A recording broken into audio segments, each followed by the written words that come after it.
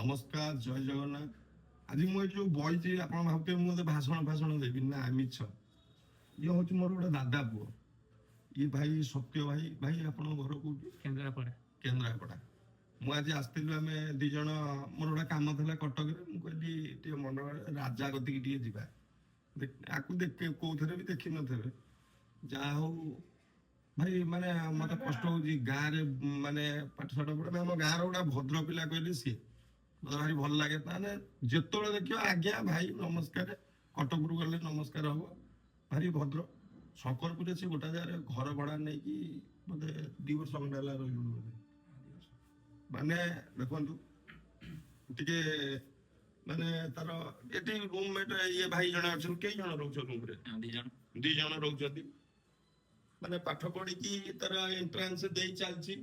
ଭଗବାନ ଇଚ୍ଛାରୁ ବାଜିବ ତ ନିଶ୍ଚିନ୍ତ। ପ୍ରଭୁ ନିଶ୍ଚିନ୍ତ ଦିନେ ନା ଦିନେ ପ୍ରଭୁ ଜଗନ୍ନାଥ ଶୁଣିବେ ତା କଥା। ମତେ ବେଶୀ ଭଲ ଲାଗେ ପିଲାଟି, ମାନେ ଏତେ କଷ୍ଟ ଇଏ ଭାଇ ବି କରୁଛନ୍ତି, ଇଏ ବି କଷ୍ଟ କରୁଛି। ହଁ, ଆଉ ବାପା ମାଙ୍କୁ ଛାଡି, ମାନେ ଇଏ ଚୁଚୁକାଳିଆ, ମାନେ କମଳ ଘୁରେଇକି ଶୋଇବ ଖରା ଦିନେ। କିନ୍ତୁ ଏଠି ଆସିକି ବାହାରେ ଚାକିରି କରିବ ବୋଲିକା, ମାନେ କେମିତି ଖଣ୍ଡେ ଗଭର୍ଣ୍ଣମେଣ୍ଟ ଚାକିରି ପାଇବ ବୋଲି, ମାନେ ତାର ଚଲେଇଛି। ଏକ୍ଜାମ ଯୋଉଗୁଡା କ୍ୱାଲିଫାଏ ହେଇଯାଉଛି, କାହାର ରିଟିନ୍ ହେଇଯାଉଛି, ଭାଇବା ହଉନି। ଭାଇବା ହେଇଗଲେ ରିଟିନ୍ କଟି ଯାଉଛି ନା କଣ। ଆଉ କମ୍ପିଟେଟିଭ ଯୁଗରେ କଣ କରିବ, ତାର କୋସିସ କରୁଛି ଯଦି ଭଗବାନ ଇଚ୍ଛାରୁ ବୟସ ଅଛି। ତାର ମାନେ ମୁଁ କହିଲି ଡିଫେନ୍ସ ଫିଫେନ୍ସ ଲାଇନରେ ତୁ ଡେଙ୍ଗା ପଛୁ ଇଏ କର। ଆଉ ଭାଇ ନାହିଁ, ମୁଁ ଟିକେ ବ୍ୟାଙ୍କିଙ୍ଗ କରିବି, ରେଲୱେ ଫେଲୱେରେ ଏଇଥିରେ ଦେବି, ଚଲେଇଛି। ଆଉ ଭାଇ ଆମର କେନ୍ଦ୍ରାପଡ଼ା, ତମ ଘର ଭାଇ କୋଉ ଜାଗା? ରାଜକନିକା। ଓ ରାଜକନିକା, ମାନେ ରାଜନଗର ନା ରାଜକନିକା? ରାଜକନିକା। ରାଜକନିକା। ଏ ଭାଇ ବି ତାଙ୍କ ପାଖରେ ରହୁଛନ୍ତି। ଆଉ ଗୋଟେ ବଡ ଖୁସିର କଥା, ଇଏ ଯୋଉ ରୁମରେ ରହୁଛି, ଏଇ ରୁମରେ ଯିଏ ରୁହନ୍ତି ସେ ଗଭର୍ଣ୍ଣମେଣ୍ଟ ଚାକିରି କରନ୍ତି। ମୁଁ ତାକୁ ପଚାରିଲି, ମୁଁ କହିଲି ରାଜା ତୁ ଏଇ ରୁମରେ କାହିଁ ରହିଛୁ? ନାଇଁ ଏମିତି ରହିଛି, କିନ୍ତୁ ମୁଁ କହିଲି ରୁମରୁ କିଏ ଗଭର୍ଣ୍ଣମେଣ୍ଟ ଚାକିରି କରିଛନ୍ତି ନା ଯିଏ ରହିଛନ୍ତି ସେ ଗଭର୍ଣ୍ଣମେଣ୍ଟ ଚାକିରି କରିଛନ୍ତି। ଭଗବାନ କରନ୍ତୁ ତୁ ଯେବେ ପୁଣି ଗଭର୍ଣ୍ଣମେଣ୍ଟ ଚାକିରି କରିବୁ ସେତେବେଳେ ମୁଁ ଭିଡିଓ ପକେଇବି, ତାଙ୍କର ପକେଇବି, ତୋର ପକେଇବି। ହଉ ହଉ। 5,000 କେତେବେଳେ ଟିକେ ଖର୍ଚ୍ଚ ଦବା, ଆମେ ଟିକେ ବୁଢା ଟିକେ ହେଇଯାଇଥିବୁ। ଦେହଟା ଖୁସି ହବୁ। ମାନେ ଏମାନେ ଇଏ ହଉଛି ମୋର ଗୋଟେ ମାନେ ଦୃଢ ସମର୍ଥକ ସବୁଥିରେ। ଯଦି ଗାଁକୁ ଆସିଥିବ, ଯେତେବେଳେ ବି ସେ କଲେଜରେ ପଢୁଥିଲା, ରାଜା ଟିକେ ଧରିବୁ କି? ହଁ ଧର ନା ଭାଇ, ଝିଅ ଖାଇ ନଥିବ ଆସିକି ଧରିଦବ, ଭିଡିଓ ଆସ ମୁଁ ଧରିଦେବି। ହଁ ହାପି ତମେ ଏମିତି କଲନି, ସେମିତି କଲନି, ମତେ କଣ୍ଟେଣ୍ଟ କରିଦବ। ହାପି ତମେ ଏଇଟା କଲନି, ସେଇଟା କଲନି।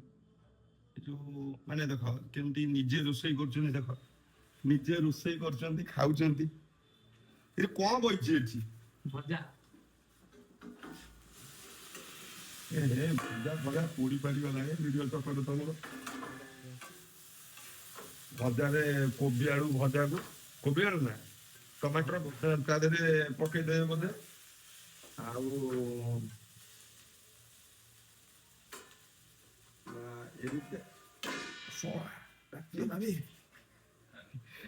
ଆଉ ତାର ଗୋଟେ ଛୋଟିଆ ରୁମ ଅଛି, ଏଇ ଜାଗାରେ ରହୁଛନ୍ତି। ଏଟା ଶଙ୍କରପୁର। ମୁଁ ତ ମୋ ଜୀବନ କଟକ ଶଙ୍କରପୁର ପ୍ରଥମ ଥର ଆଇଲି।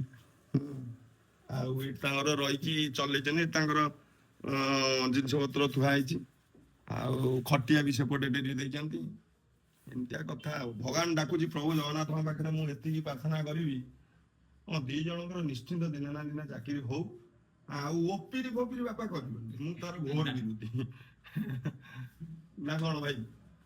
ଯୋଉ ଚାକିରି କରିବ ଯାହାଠାରୁ ନବା କଥା ନବ, ଗରିବ ଲୋକଙ୍କ ତଣ୍ଟି ଚିପି ନବ।